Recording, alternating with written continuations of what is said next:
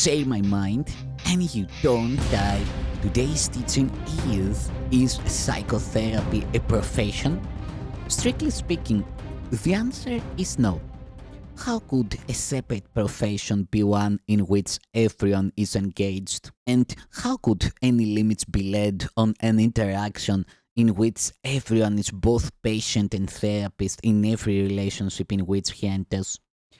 Yet, practically speaking, it can still be said that there are those who devote themselves primarily to healing of one sort or another as their chief function, and it is to them that a large number of others turn for help.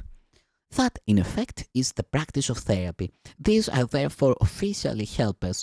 They are devoted to certain kinds of needs in their professional activities, although they may be far more able teachers outside of them. These people need no special rules, of course, but they may be called upon to use special applications of the general principles of healing.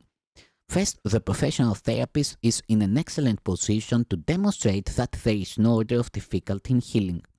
For this, however, he needs special training because the curriculum by which he became a therapist probably taught him little or nothing about the real principles of healing.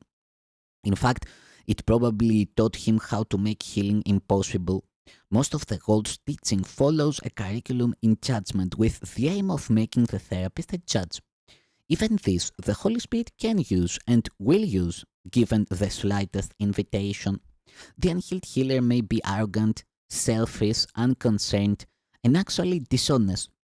He may be uninterested in healing as his major goal, yet something happened to him, however slight it may have been, when he chose to be a healer, however misguided the direction he may have chosen. That something is enough. Sooner or later, that something will rise and grow. A patient will touch his heart, and the therapist will silently ask him for help. He has himself found a therapist. He has asked the Holy Spirit to enter the relationship and heal it.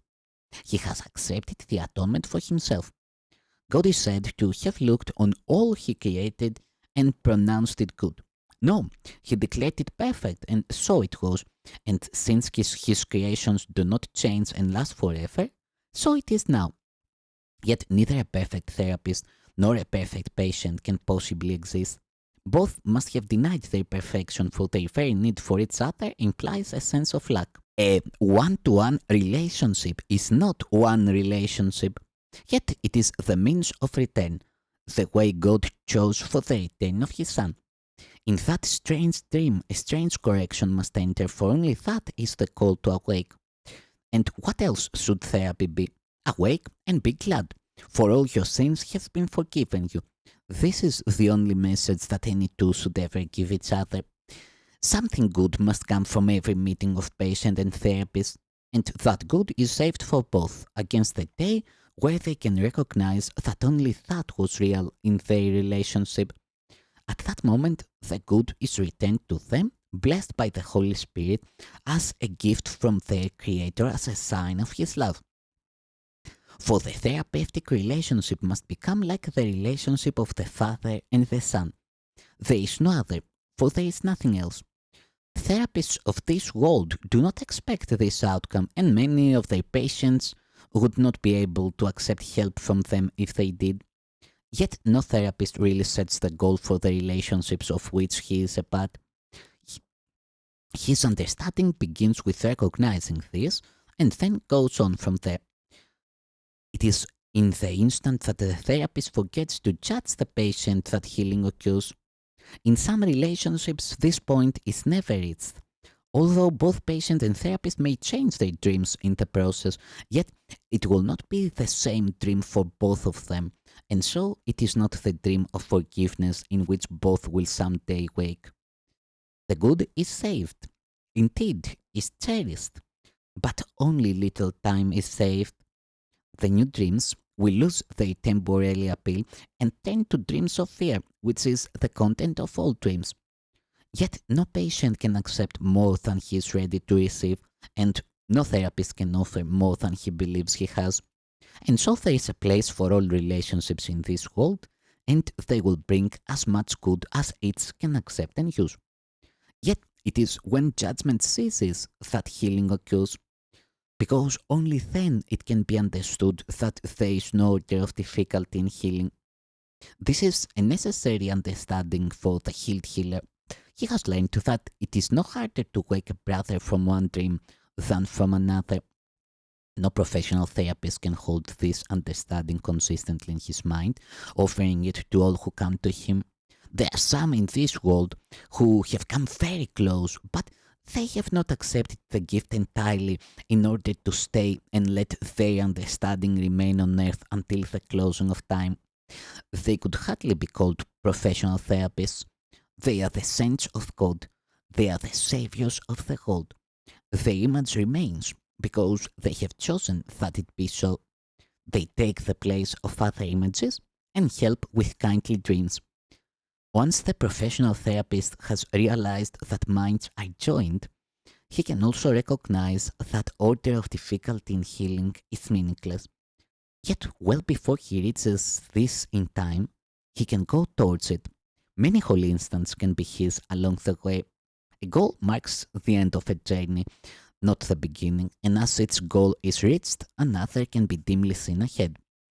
Most professional therapists are still at the very start of the beginning stage of the first journey.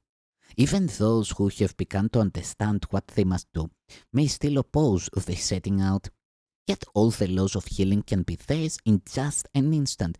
The journey is not long except in dreams. The professional therapist has one advantage that can save enormous time if it is properly used. He has chosen a road in which there is great temptation to misuse his soul.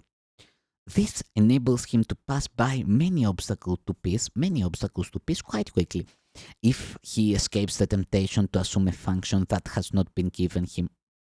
To understand there is no order of difficulty in healing, he must also recognize the equality of himself and the patient. There is no halfway point in this. Either they are equal or not. The attempts of therapists to compromise in this respect are strange indeed. Some utilize the relationship merely to collect bodies to worship at their shrine, and this they regard as healing.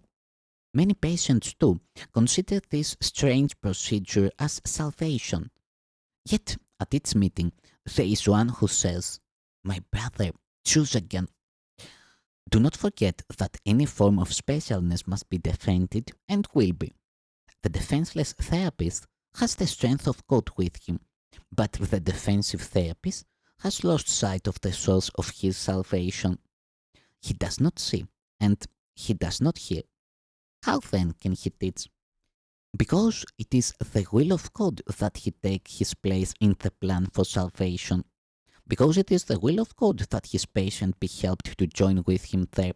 Because his inability to see and hear does not limit the Holy Spirit in any way, except in time.